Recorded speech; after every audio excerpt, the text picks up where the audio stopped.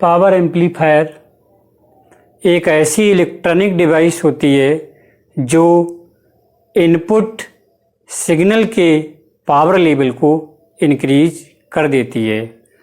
Power amplifier load RL के लिए बहुत अधिक अमाउंट में पावर को डिलीवर करते हैं, जैसे रेडियो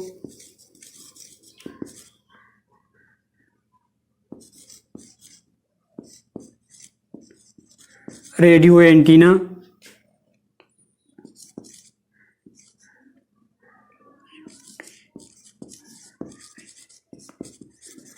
लाउड स्पीकर्स एटसेट्रा। इसीलिए पावर एम्पलीफायर का use multi stage amplifier system की लास्ट स्टेज में किया जाता है।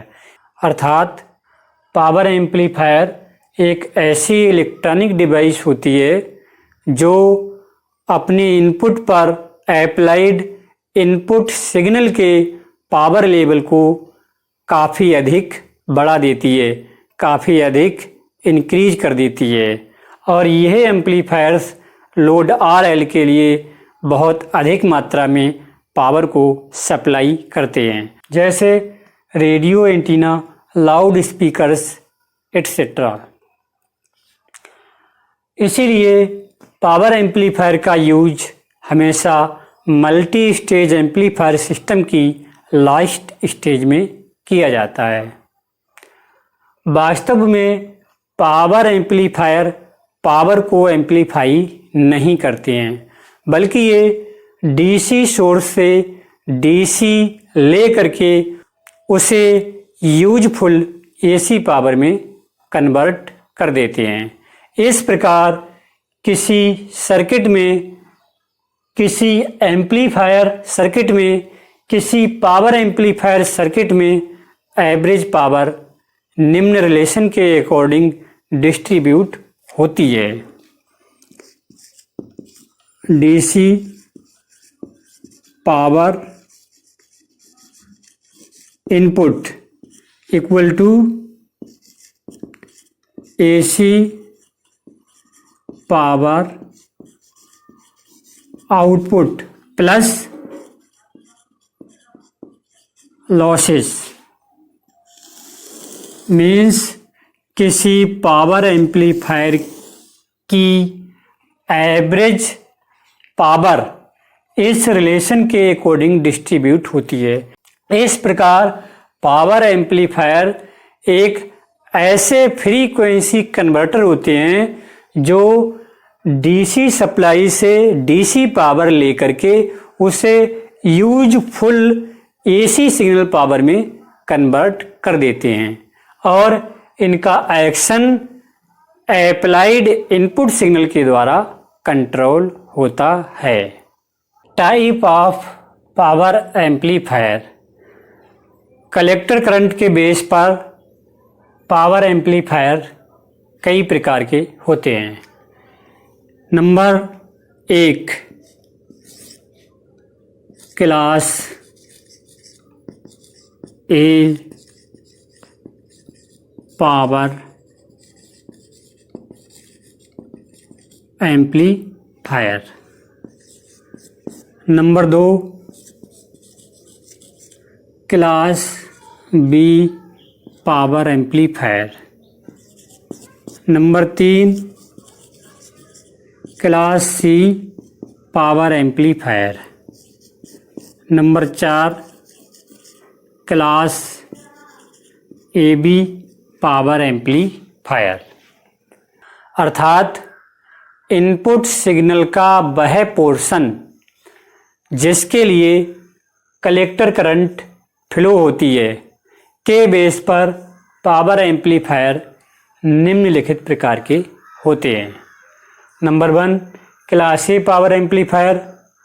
Number 2, class B power amplifier. Number 3, class C power amplifier. Number 4, class A B power amplifier. Class A amplifier एक ऐसा power amplifier होता है जिसमें कलेक्टर करंट इनपुट की संपूर्ण साइकिल के लिए फ्लो होती है, अर्थात एंगल ऑफ कंडक्शन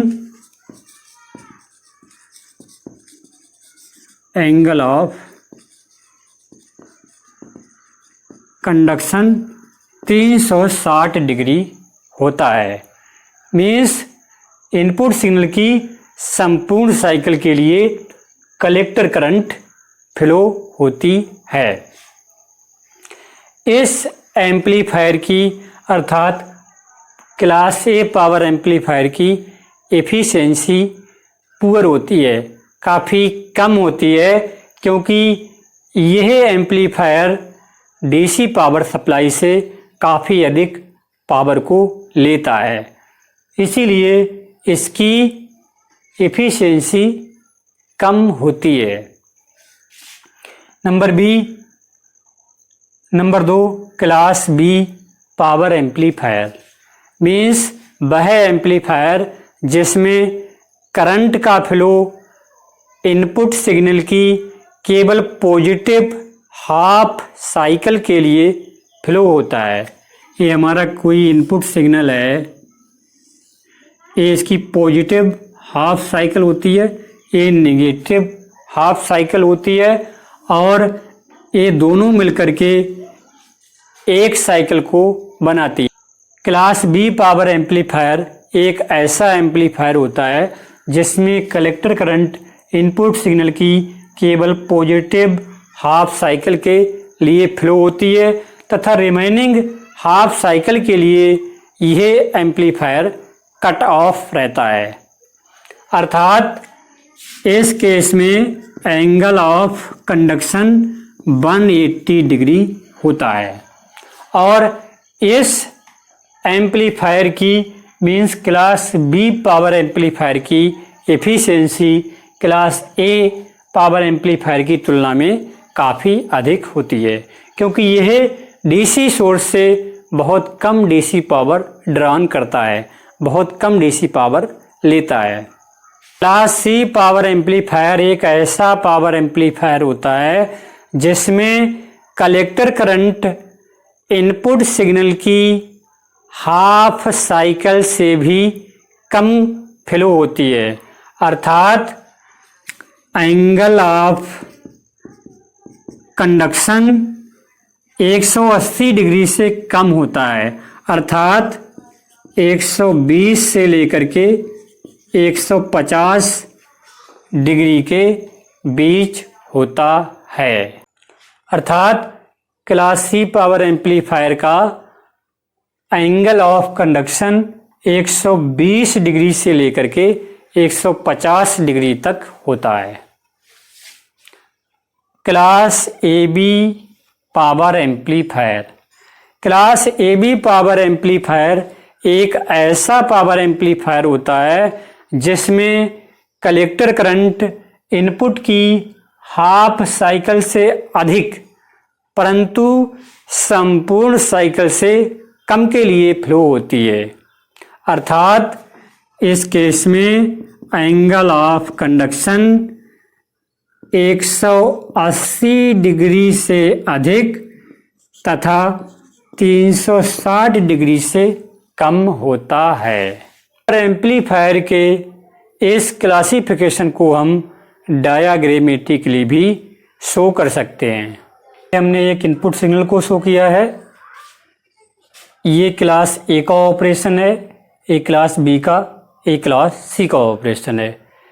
क्लास ए में कलेक्टर करंट होती है, इनपुट सिग्नल की संपूर्ण साइकिल के लिए फ्लो होती है।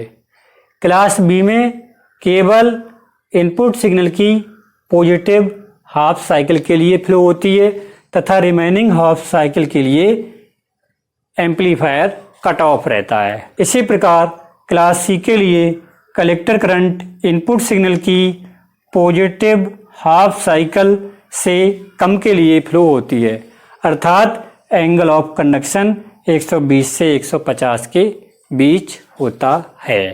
तो एम्पलीफायर का सर्किट अरेंजमेंट इस तरह से होता है। इसमें एक हम ट्रांजिस्टर लेते हैं जिसे हमने कॉमन एमिटर मोड में कनेक्ट किया है। इसमें एक एमिटर रेजिस्टेंस RE होता है। यह ट्रांजिस्टर के लिए स्टेबलाइजेशन प्रदान करता है तथा इसके पैरेलल में एक कैपेसिटर CE भी जुड़ा रहता है जिसे हम एमिटर बाईपास कैपेसिटर कहते हैं। यह इस RE के अक्रॉस AC वोल्टेज को आने से रोकता है जिससे यह सर्किट स्टेबलाइजेशन में वर्क करता है।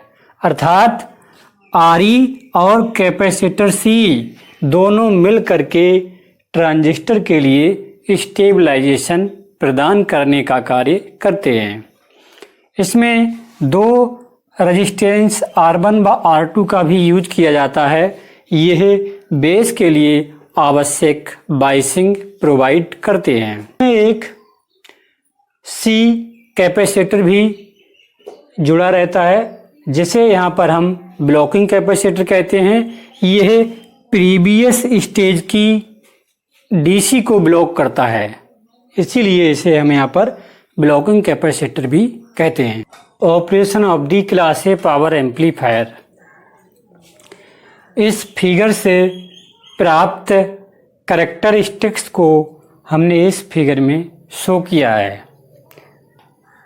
इन कैरेक्टरिस्टिक्स पर हमने एक लोड लाइन ड्रा की और एक क्यूसेंट पॉइंट को सेलेक्ट किया।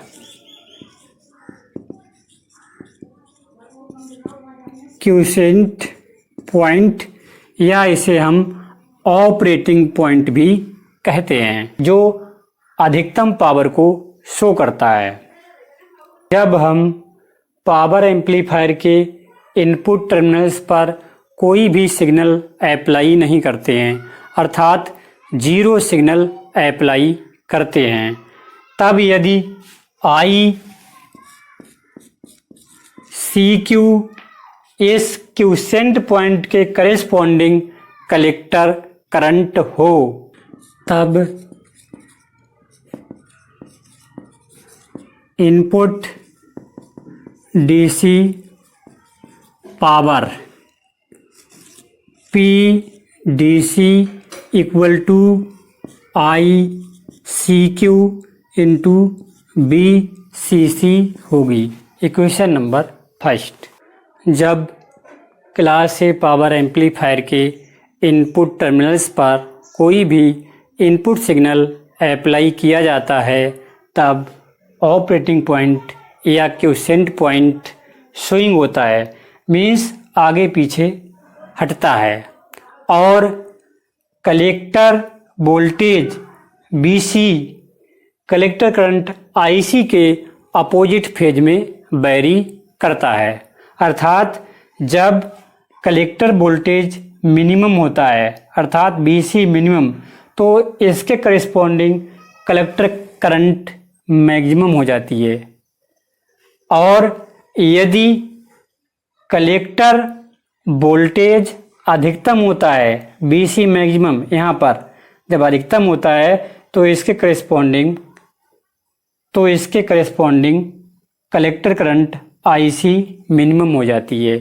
मीन्स जब कलेक्टर वोल्टेज अधिकतम होता है तब करंट मिनिमम, और जब करंट मैक्सिमम होती है तो वोल्टेज मिनिमम प्राप्त होता है। यदि हम मान लें कि ये जो क्यूसेंट पॉइंट है, ऑपरेटिंग पॉइंट है, यह एक निश्चित दूरी पर आगे पीछे हट रहा है, एक निश्चित दूरी पर स्विंग कर रहा है, तब यदि AC वोल्टेज की पीक वैल्यू BCM तथा AC करंट की पीक वैल्यू ICM हो, then we can write BCM equal to BC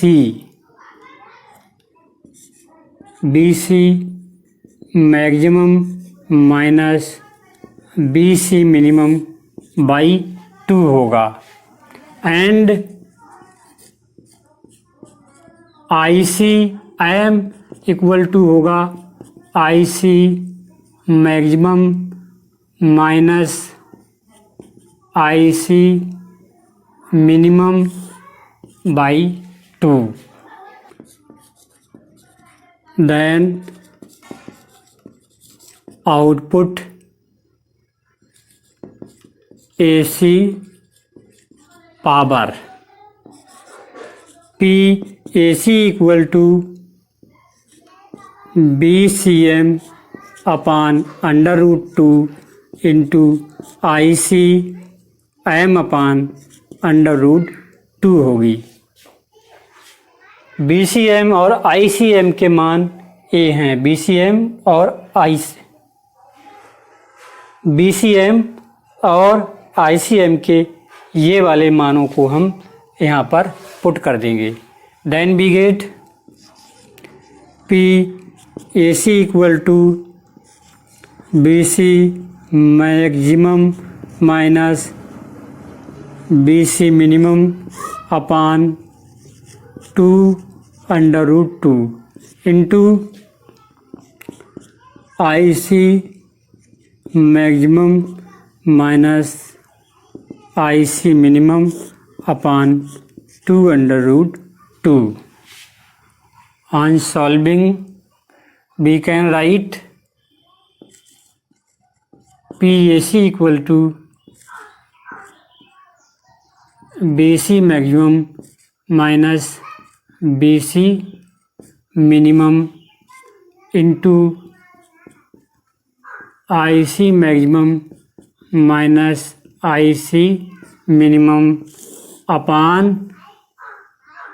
8। Equation number 2। Now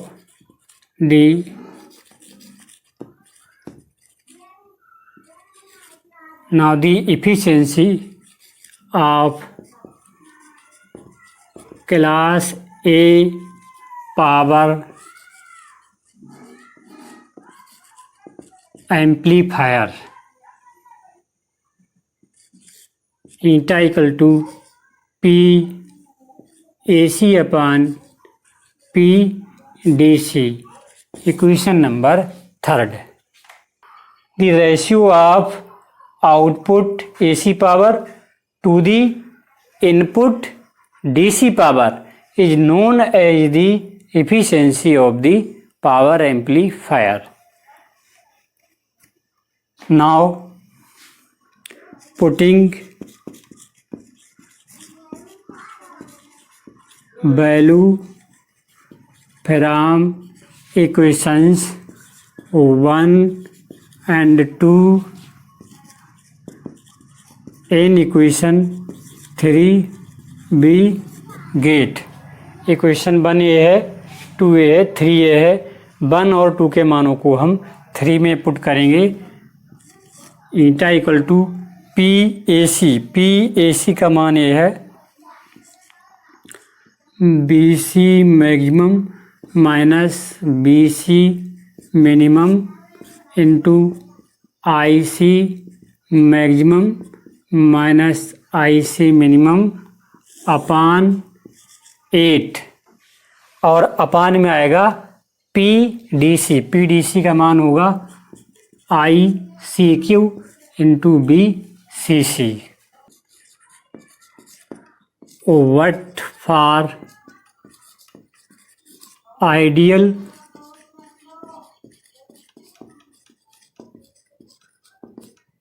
characteristic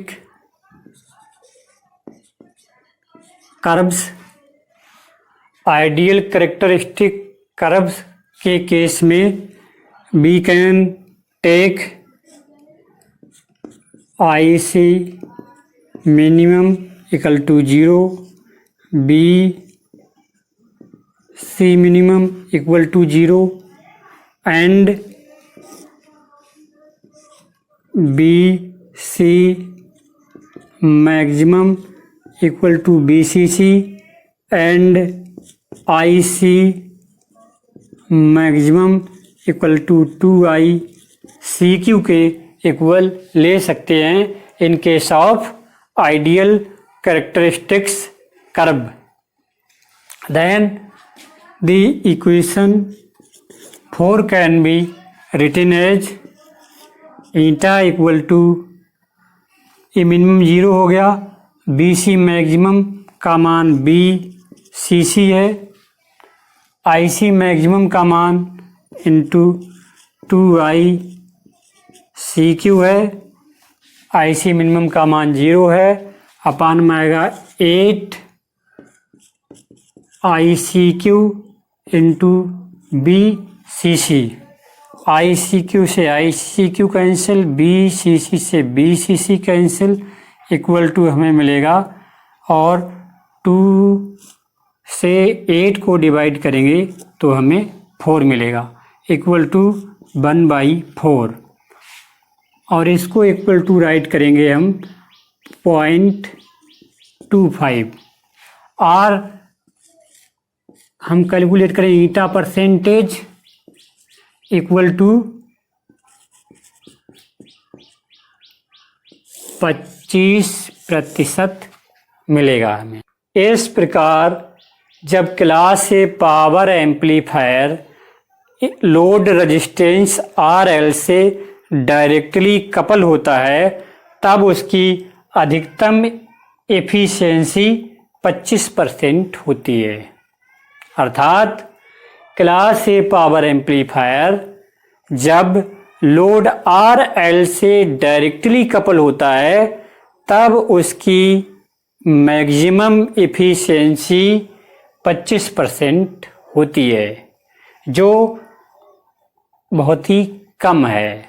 इसीलिए पावर एम्पलीफायर की एफिशिएंसी पुअर होती है, बहुत कम होती है, क्योंकि ये DC पावर सप्लाई से अधिक पावर लेता है और आउटपुट हमें कम देता है, इसीलिए इसकी एफिशिएंसी कम होती है। छात्रों, कैसा लगा हमारा वीडियो? इसे लाइक करें तथा कमेंट करके हमें बताएं, और हमारे चैनल को भी सब्सक्राइब कर लें, जिससे कि इस तरह का हम कोई भी वीडियो अपलोड करेंगे तो तुरंत ही वह आपके पास पहुंच जाएगा।